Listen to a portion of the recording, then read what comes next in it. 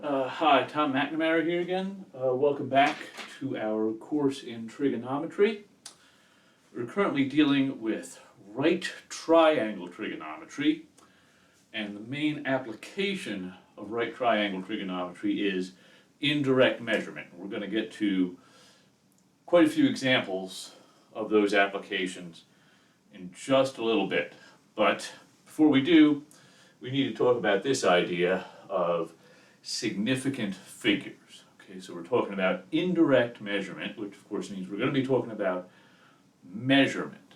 And whenever you measure something, there's always a degree of uncertainty. So just a quick example, this doohickey is what's called a set of calipers. It's a crude set of calipers, but calipers nonetheless. It's used for measuring irregularly shaped objects. So let's look at this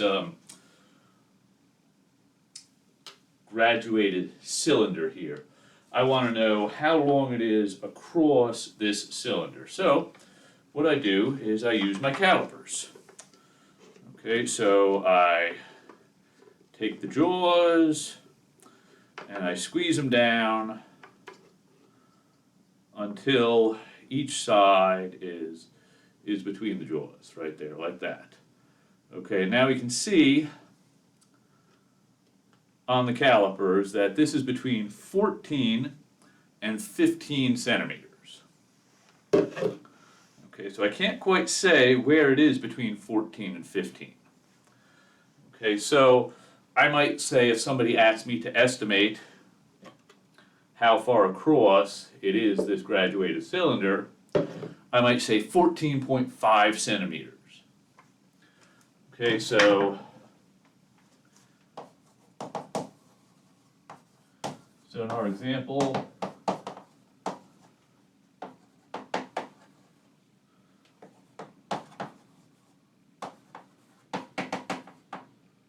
how wide is that cylinder?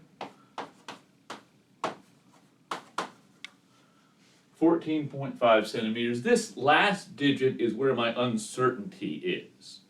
I know it's more than 14, so I should probably go one more place than just 14. I know it's somewhere between 14 and 15. I'm not exactly certain about this.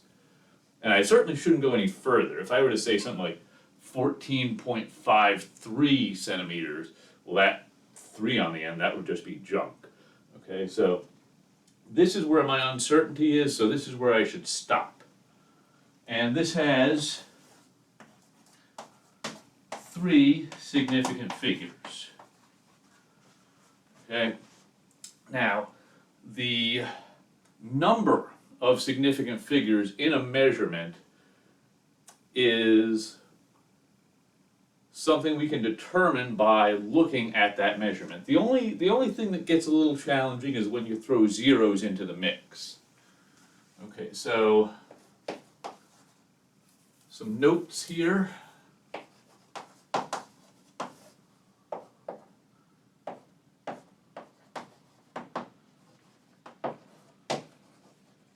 Trailing zeros are never significant, okay? Trailing zeros are never significant, star.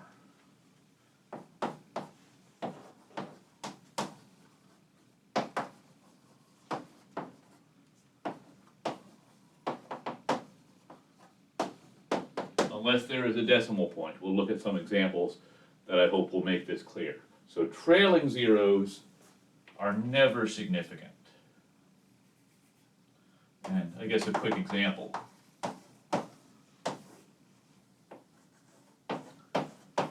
Okay, 5,000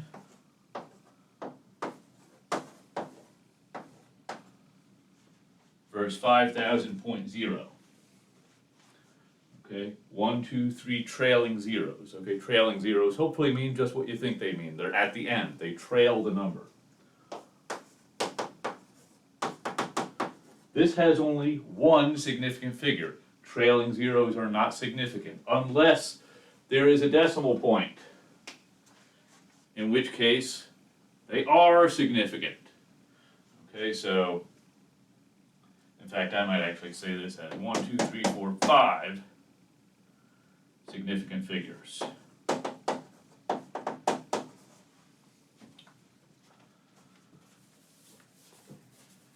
Okay, and one more note here.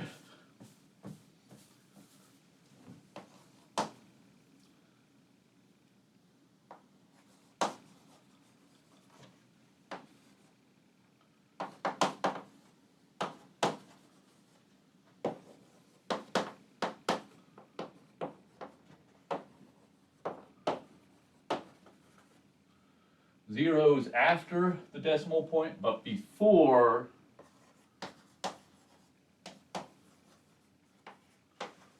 a non-zero digit are not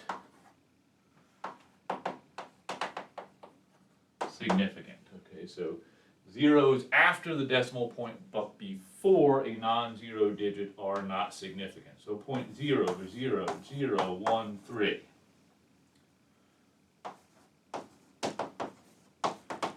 Two significant figures. Okay, zeros after the decimal, but before a non-zero digit are not significant. Okay, so we should be able to tell the number of significant figures in a number just by looking at it.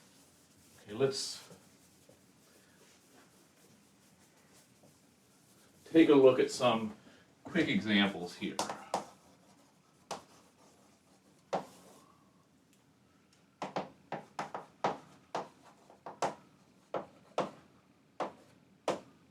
Indicate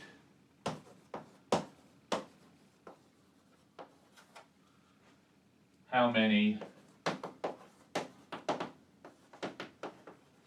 significant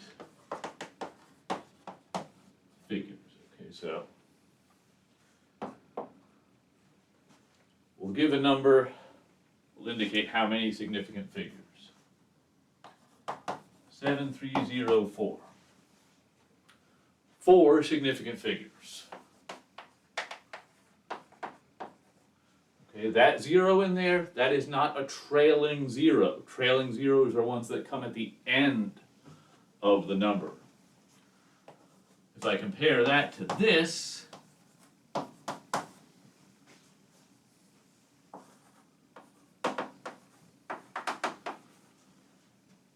three significant figures in this one, because that's a trailing 0 without a decimal point, not significant.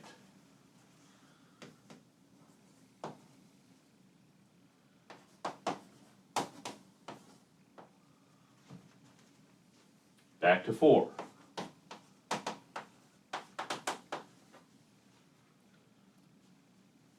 Because of that decimal point. That decimal point makes this trailing 0 a significant figure.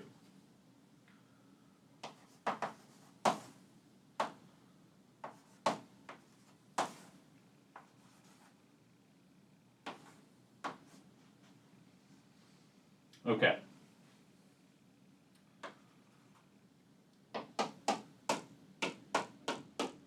All of them significant. 8 significant figures. Now you might say, wait a minute, didn't you just say zeros after the decimal point, but before a non-zero digit were not significant? Well, I kind of did say that. I lied to you a little bit there.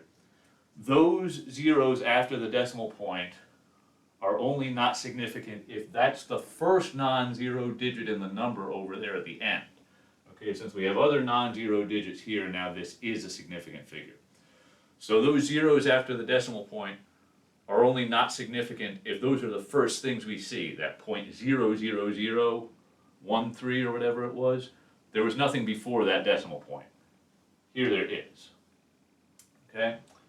So, the reason that you need to be able to look at a number and determine how many significant figures are in there is because when you do computations with these numbers, your answers should be rounded to the appropriate number of significant figures.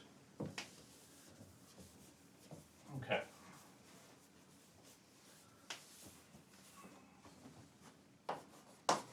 So let's get to this thing here.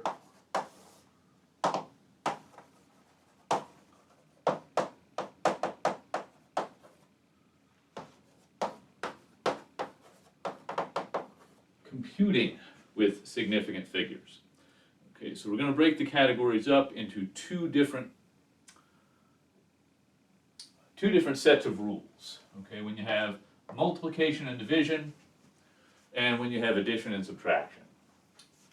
Okay, so let me take this here. We'll take 1.37 times 52000. All right.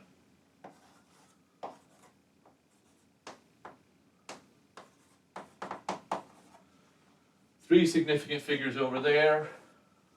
We got trailing zeros. There is no decimal point, so these are not significant. So two significant figures there.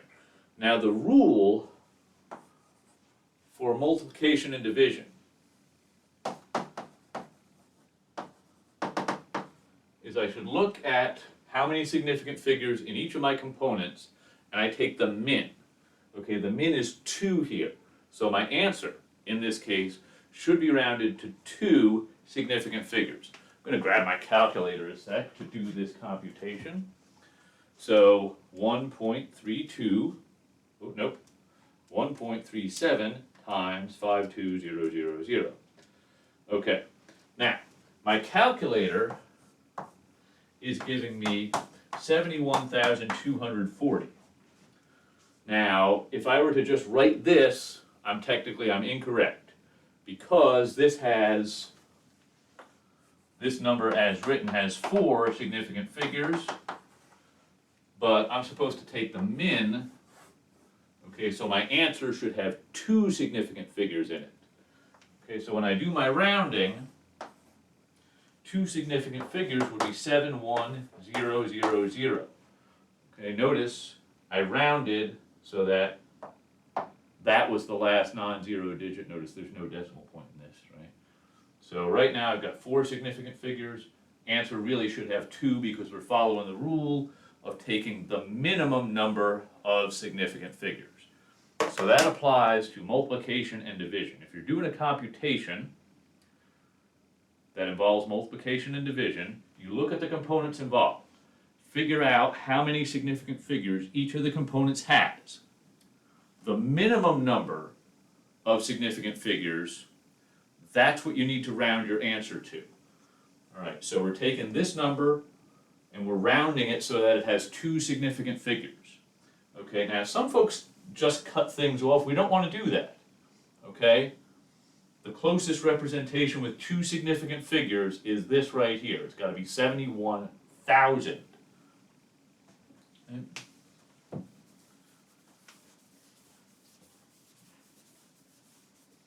Let's do an addition problem here.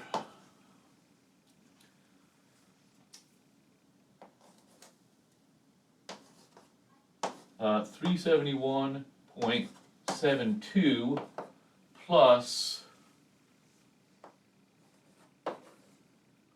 38.1. Okay, when you're doing addition and subtraction, it's kind of the decimal places that matter. It's not the total number of significant figures here. Okay, so this guy has 3 significant figures, this guy has 5. It's not like we're going to take the min. It might be easiest to understand if we kind of wrote this out like such. Okay, so this guy, yes, it has 3 significant figures, but the last one that's in the 10th place. Okay, so we're going to round our answer so that that is the last figure in it. And in fact, since I've got it set up like this, there's a 2, there's an 8, 9, 0, carry the 1, 409. So if we were to compute this to the appropriate number of significant figures, 409.8. Okay, so when you're dealing with addition and subtraction, you look at the decimal places here, okay? And you gotta take the kind of the lowest one, the one that's closest to the decimal point. And that's how you decide what to do your rounding for the appropriate number of significant figures. Okay, so key ideas. You should be able to look at a number and tell me how many significant figures are in that number. You should be able to do computations with numbers and round your answer to the appropriate number of significant figures. Okay, if you can do both of those things, you're ready to go and tackle the problem.